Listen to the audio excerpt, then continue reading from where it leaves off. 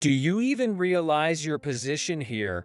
I'm the CEO's son, and you're just a regular employee. It's clear who's superior, right?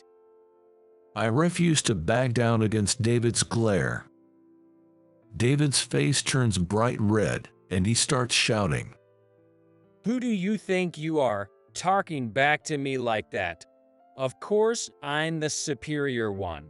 You, a useless, dead-end, low-level employee, should just shut up and follow my orders. David suddenly stands up, grabs a pile of documents from another employee's desk, and slams them all down on mine. There you go. I brought you all the work you love. From now on, you won't sleep until you finish it all. You can't go home until it's done. Work 3 times harder than everyone else, you useless piece of crap. If you slack off, you're fired. David's childish behavior made my blood boil. Why do I have to endure this treatment when I've done nothing wrong? Fine. Go ahead and fire me if you want. I grabbed my bag and left the sales department. David crossed his arms and grinned with satisfaction. My name is Jason Bateman, a 52-year-old man. I currently work in the sales department of a major metal products manufacturer, Simpson Corp. After graduating from college, I joined a company I currently work for, which was a small to medium-sized business at the time. I was assigned to the sales department and worked hard for the company every day. People have always said I have a gentle demeanor and treat everyone kindly, which made me well-liked within the company. My work is also reputed to be thorough and efficient, earning me favor from my superiors, colleagues, subordinates, and even clients. Jason, you always work so hard. I bought some coffee. Please have some. Jason, thank you for helping with the job the other day. Actually, we are short-handed for this task too. If you could help, it would be a great relief. Jason, you work so hard every day. How about grabbing a drink after work?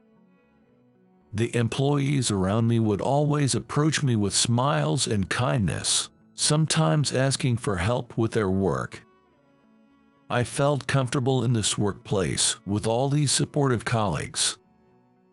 Even the CEO heard about my good reputation and appreciated my work.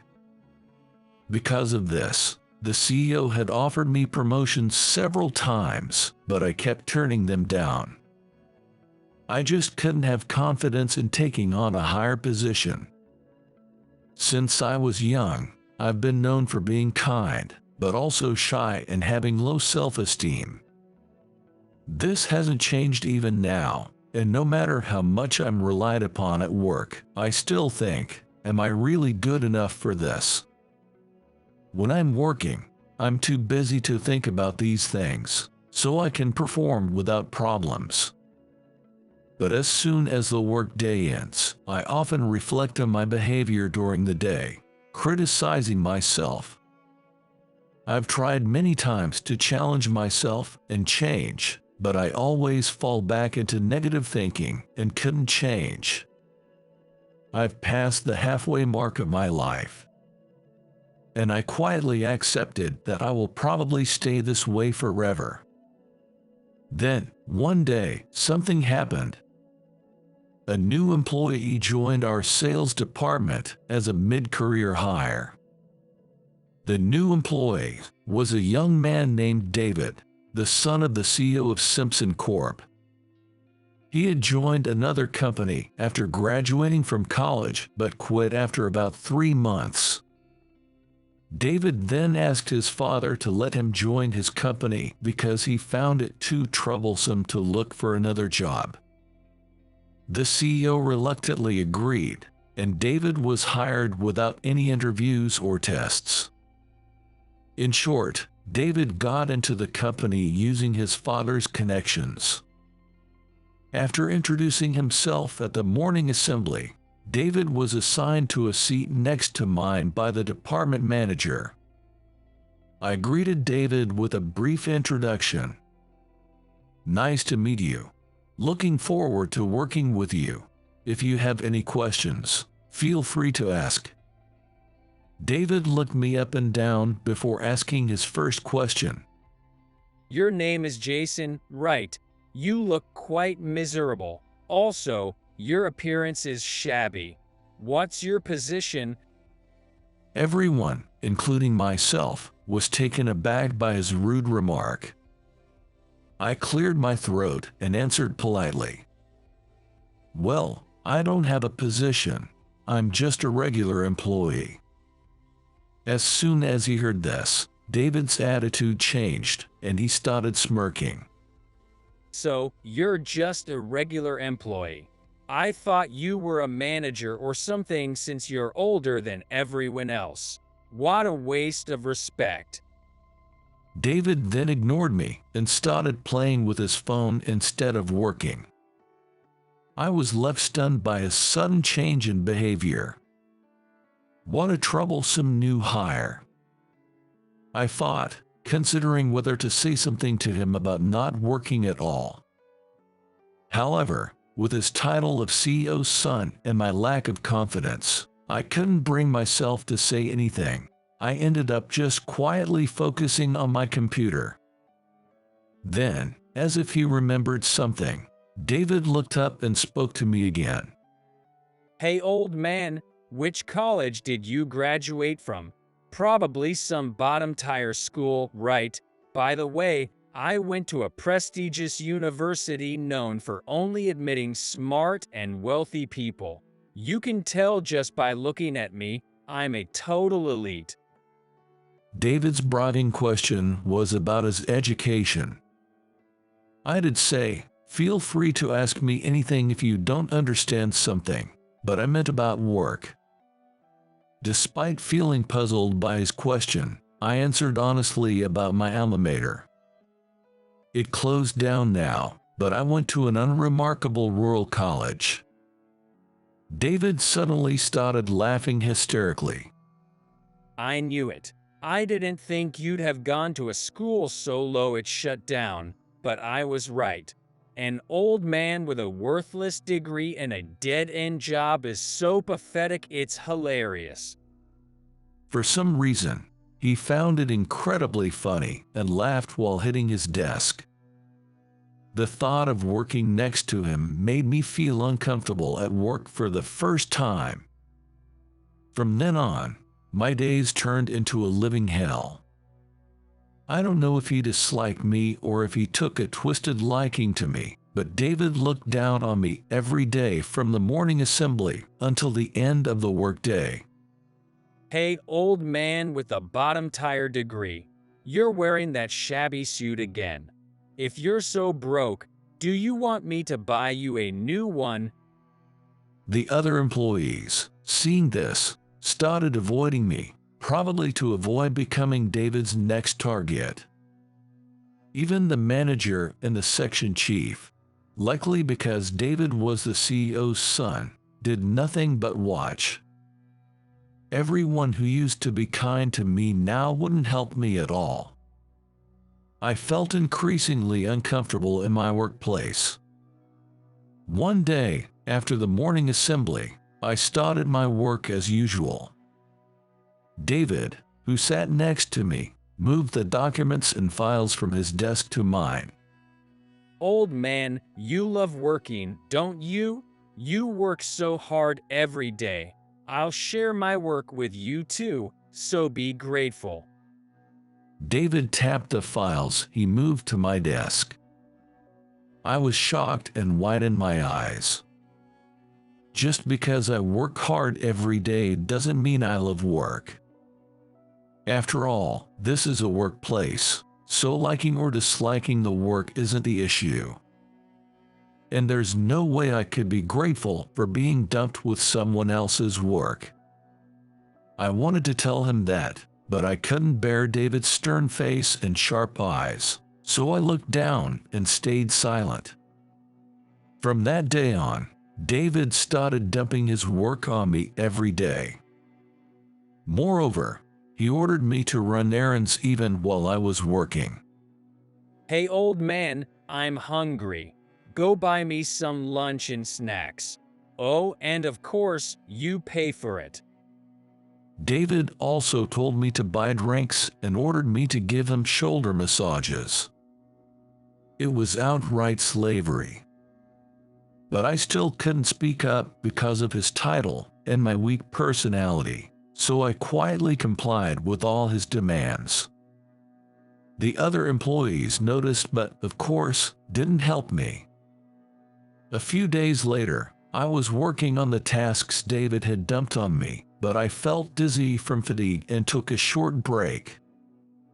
David came back and started yelling at me. What the hell are you slacking off for? They still work too today. Get serious. I slowly turned around, too shocked to respond. But David, there's no way I can finish this all by myself today. I'm not feeling well. Could you help me? What?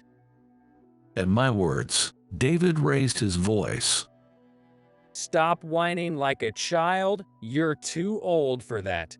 And you said you liked work, so I was generous enough to share mine with you. I never said I liked work. And is being unwell considered whining? I'm not complaining to slack off. The work I'm doing is actually David's. I kept these thoughts to myself, unable to say them out loud. David, unaware, returned to his desk and started playing with his phone. Despite my anger and sadness, I downed several energy drinks I had brought and got back to work. A few days later, that day, I was out visiting clients since morning, and after lunch, I was heading to a meeting with one of our key clients. Since I'd be out of the office all day, I felt relieved not having to see David's face. While in the office, David managed my break times, and I couldn't have a proper lunch, so the meal I had outside was exceptionally delicious. Feeling good, I arrived at the client's company. It was Hoffman Motors, a major car manufacturer that we've had a long-standing relationship with. I've been in charge of their account for many years and had a good rapport with their representative. When I entered Hoffman Motors, I was shown to the usual meeting room. In the meeting room, Trevor, the head of sales and my contact, greeted me. I've been waiting for you. I'm looking forward to having a good meeting today. Trevor extended his hand, and I shook it. Then, Trevor started staring at my face intently and asked, Jason, you look terribly pale. Are you all right? Huh?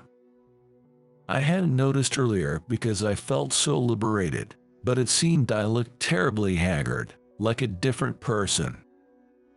Trevor immediately told me to sit down.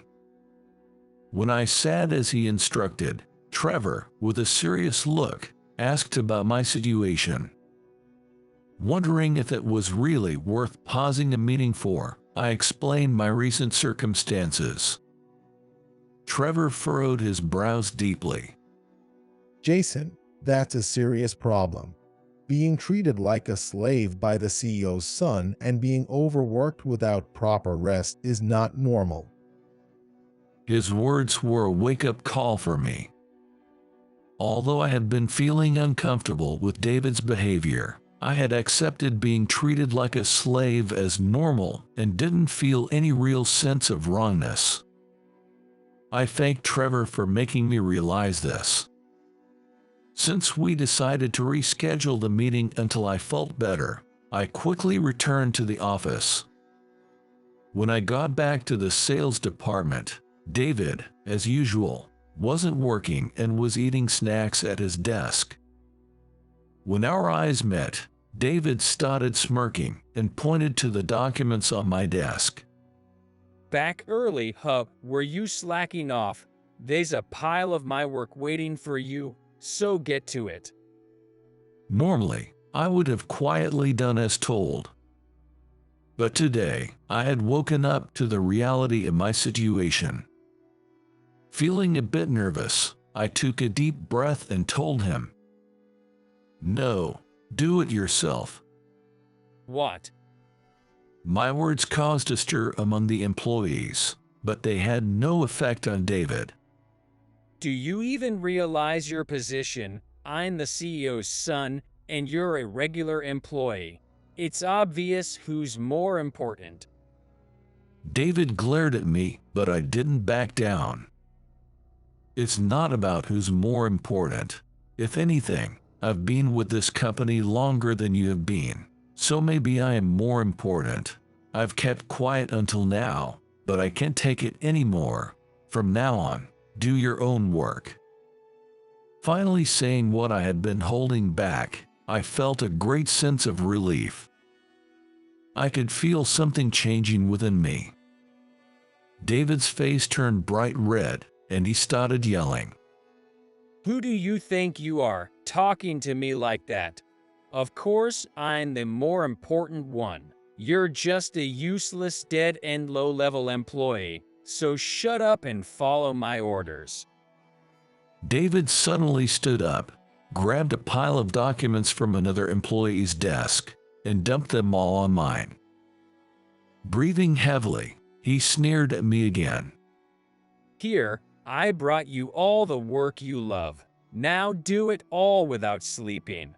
You can't go home until it's done. Work 3 times harder, you useless piece of crap. If you slack off, you're fired. David's childish behavior made my blood boil. I had done nothing wrong, so why did I have to endure this treatment? I couldn't stay in this place any longer. Fine. Fire me if you want. With that, I grabbed my bag and left the sales department. Some employees tried to stop me, but I ignored them and headed home. David crossed his arms and smirked with satisfaction. The next day, I stayed home, relaxing and resting. I had left the company impulsively without properly cleaning out my desk or saying goodbye to the CEO. If the CEO didn't know the situation, it would be considered an absence without notice, but so far, I hadn't heard anything from the company. David probably told his father some convenient story and claimed he fired me. Either way, I had no desire to return to the company. However, I had left my belongings at my desk, and I needed to collect them and formally resign. I sighed at the troublesome situation. Suddenly, my phone rang. It was an unknown number. I hesitantly answered, and on the other end, David sounded panicked. Hey, old man, what are you doing? Get to the office now. Immediately. He hung up before I could respond. I considered ignoring him, but I needed to retrieve my belongings. I remembered something and pulled a brown envelope from my desk drawer at home. I put it in my bag and headed to the office as David had demanded.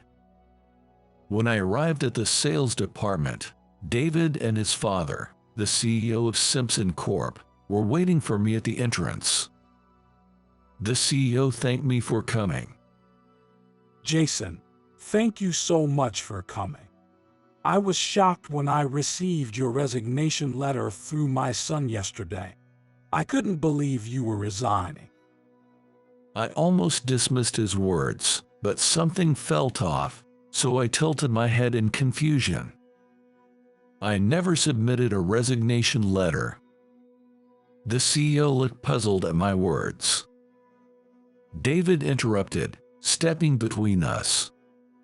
But, Dad, let's get to the point. Hey, old man, do you realize you're putting the company in a crisis right now? I had a feeling I knew what this was about. but I decided to hear them out. Apparently, this morning, Trevor from Hoffman Motors, our major client, suddenly contacted the CEO. Yesterday, I heard you fired Jason. I can't trust a company that mistreats and discards its employees like that. If Jason is gone, we're canceling the $50 million contract. This decision is final after consulting with our CEO. The CEO was bewildered and confused. He knew I had resigned but had no idea about the firing or the mistreatment. The CEO immediately called David and questioned him about the resignation letter from the previous day, but David feigned ignorance. So, the CEO decided to ask me directly and called me in. The CEO apologized me. I'm sorry for calling you back when you left due to stress, but this contract with our client is vital for our company. If it's canceled, we'll suffer significant losses. Hoffman Motors is one of the top 5 car manufacturers in the country. They purchase a large amount of metal parts from Simpson Corp., which they use to produce cars nationwide. Losing their contract would drastically cut our sales, pushing us to the brink of bankruptcy. If there's been a mistake, please come with me to explain the situation to the client. They might reconsider and restart the contract. I understood the CEO's desperation, but I decided to reveal everything. I refuse. Everything they said is true, and I'm the one who informed Trevor. The CEO looked puzzled again.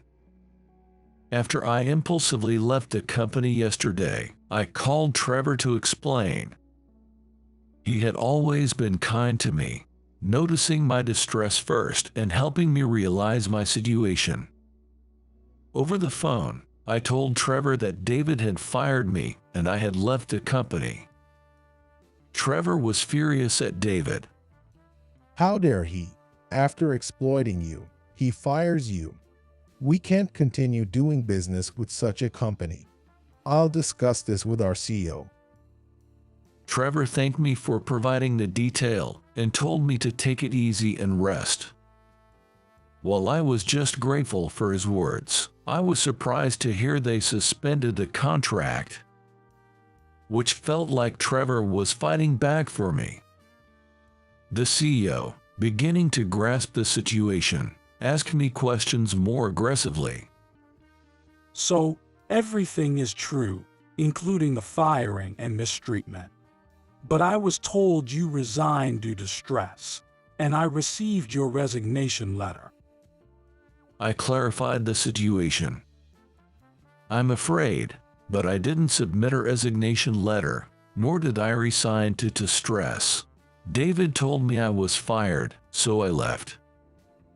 Upon hearing this, David started to vehemently object. That's a lie. I never did that. You told me you wanted to quit, so I said you could. The resignation letter you wrote is with my father. David crossed his arms and lied confidently. I asked the CEO to show me the resignation letter. He quickly showed me the letter he had kept in his pocket. Upon inspecting it, I let out a sigh in exasperation at the predictable turn of events. This isn't my resignation letter. This scribble looks like David's handwriting. He even got the spelling for my name wrong. The CEO examined the letter closely and agreed. It seemed David had panicked after I abruptly left the company. David had no authority to fire me, so he hastily wrote a resignation letter himself, pretending it was from me, and submitted it to the CEO. The CEO, shocked by my sudden resignation, didn't thoroughly check the letter and didn't notice. David, now pale and flustered, tried to push back. Do you have any proof that I wrote it? There's no way the old man knows my handwriting. And Dad, you only know my writing from when I was a kid, right? It's true that I didn't know David's handwriting. I had never seen him do any work, so naturally, I hadn't seen him write anything. How could I prove his lies? As I was pondering, a voice suddenly came from within the sales department. I saw David writing the resignation letter. Me too. I saw him writing it in a hurry. Following these voices, other employees started testifying that they had seen it too. The CEO, hearing their testimonies, turned to David. What is this about? Did you write this resignation letter? And is it true you mistreated and fired Jason without authorization? The CEO glared at David with intense anger. David, trembling, denied everything. I don't know anything. I didn't do any of that. I never mistreated Jason or fired him. David's continued denial made my anger flare up again. Just then, the manager and section chief of the department arrived. Sir, everything Jason said is true. David frequently verbally abused and looked down on him. Furthermore, David dumped a lot of his own work on Jason, kept him working through breaks, and didn't let him rest. The manager and section chief testified to everything I had wanted to expose. Hearing multiple testimonies instead of just mine was incredibly reassuring. I felt my eyes welling up. Why is everyone against me, even the manager and section chief? Dad, they're all just jealous and trying to bring me down. Don't be fooled. David desperately pleaded with his father. Even at this point, he showed no remorse and continued to deny everything. The CEO looked at David with distrustful eyes. This was my chance. I reached into my bag and pulled out the brown envelope I had brought from home. Sir, here is the evidence of the mistreatment I endured. Please take a look. I opened the envelope and took out a voice recorder I had carefully kept. David looked puzzled as I pressed a play button. The recorder played back the verbal abuse I had endured from David in loud, clear audio. From the time David started harassing me, I had prepared a voice recorder and recorded each incident. Back then, I was still mentally stable enough to recognize David's actions as problematic. I kept these recordings as evidence just in case. Remembering to bring them today was a stroke of luck. I turned up the volume so everyone could hear. As the audio played, David's face turned pale, and the CEO's expression grew angrier and angrier. When the recording ended, the CEO was trembling with rage. On the verge of exploding, the CEO faced David, who still stubbornly denied everything. That's not my voice. It's another employee. It definitely isn't me. Believe me, Dad. David, give it up already. Just admit it. I realized that relying on the audio alone was naive. With today's technology, audio could be edited easily. I wished I had more concrete evidence, but I didn't. Suddenly, several employees from the sales department stepped forward, holding their phones. I also recorded the audio from that time. I have a video from another day. I kept it in case it would be useful someday. I'm sorry I couldn't help you earlier. I have both recordings and videos, and I plan to report to the CEO before long. Both the CEO and David were shocked, and I was left speechless. I never imagined my colleagues had collected the same evidence. They explained that they kept their distance because they didn't want to be David's next target. However, seeing me suffer, some of them independently recorded evidence. I felt abandoned, but they had actually been taking action for me. The audio recordings matched the situation I had recorded. Moreover, they captured the moment David told me, "You're fired." Another employee presented new evidence to the CEO.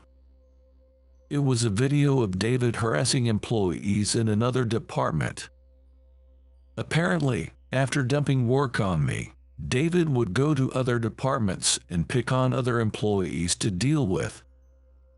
It seems he would find employees to target and then verbally abuse them or engage in excessive harassment. Just because he was the CEO's son and had a prestigious education, he became so arrogant. I wouldn't want to be a rich heir, even in another life. Hearing all the testimonies and seeing the evidence, the CEO finally exploded, grabbing David by the collar. What were you thinking? Abusing your power in my company. You're fired as of today. And I'm kicking you out of the house. You're no longer my son. David, still shaking, continued to deny everything. This isn't me. They edited it to frame me. His obstinate denial made me finally raise my voice. Enough. Not only did you harass me, but you also bullied other employees. Does being the CEO's son make you so superior? Even if it did, it doesn't give you the right to harass people. You should be ashamed of yourself. Reflect on your actions. It was the first time I had ever shouted my opinion so assertively. The other employees looked at me in surprise. Even David was stunned, frozen in place while his father gripped his collar. The CEO let go of David and forcibly made him kneel in front of me. Jason, I'm truly sorry. My foolish son has caused you great trouble. I will ensure he is punished. I deeply apologize to all the other employees as well. The CEO made David apologize to the other sales department employees. David, crying, apologized to everyone. Seeing him like this, I finally felt a sense of relief. Later, the CEO called David to his office and severely reprimanded him. The next day, David was fired from the company and disowned by his father, getting kicked out of the house. He started living alone in a run-down apartment and took up a new part-time job. However, his habit of slacking off caught up with him, and he was scolded by his superiors daily for his incompetence. Eventually, the job was so stiff that he quit and moved on to another place. However, he faced the same reprimands there and ended up hopping from job to job. Eventually, he couldn't even get through interviews. Desperate and out of money, David found a shady factory job offering low wages in a job magazine. He started working there, living on site, but it turned out to be far harsher than his previous jobs. Now, he's being exploited, working long hours for little pay. When I first heard about it, I couldn't help but laugh at the irony. As for me, my resignation was invalidated, and I wasn't fired. I'm back working at Simpson Corp. Our business with Hoffman Motors resumed, and I'm still in charge of the account. During a meeting with Trevor from Hoffman Motors, he asked about the situation at work. Are you getting along well with the sales department employees now? Of course, I replied cheerfully. Thanks to that incident, I feel even closer to everyone. They plan to report the harassment to help me. I feel embarrassed that I thought they had betrayed me. I smiled sheepishly, and Trevor smiled back warmly. Jason, you seem much brighter now. In a good way, you seem like a different person. His words made me realize he was right. I do feel that this incident has finally allowed me to become a new person. The shy and negative thinking me is gone. Ironically, I might have David to thank for that. If you ever get fired again, consider joining our company. With your meticulous work, you'd be a great asset. No, that's too much. I can't imagine working for Hoffman Motors. I quickly downplayed the idea. My low self-esteem still hasn't fully healed. And besides, I mumbled, scratching my head in embarrassment. I have no plans to change jobs because my current workplace is the best. I smiled, and Trevor nodded with a smile.